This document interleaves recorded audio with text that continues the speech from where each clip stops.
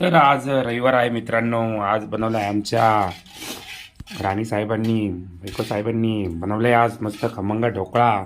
खमंग ढोकळ्यासाठी इकडे तडक्याची तयारी बघू शकता तुम्ही.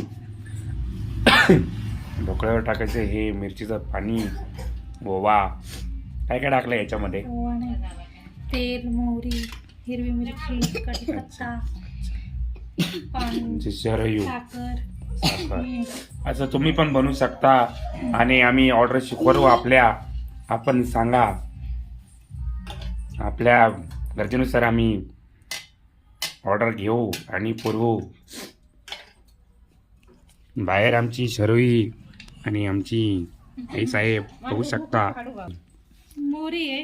मोरी ठीक. या गरम ढोकळा खायला या. गरम गरम ढोकळा बघूया कसा झालाय, सुंदर चविष्ट.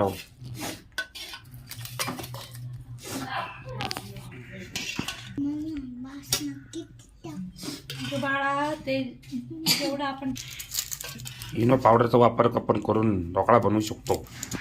काही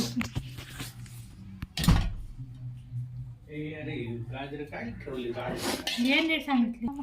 असं बॅटरी ठेवायची, खाली पाणी ठेवायचं आहे.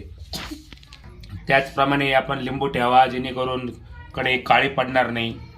अशा प्रकारे असा आमचा खमंग ढोकळा झालाय. आज हा संडेचा बेत एकदम क्वालिटी, एकदम रावस असा मासा नाही पण रावस असा ढोकळा.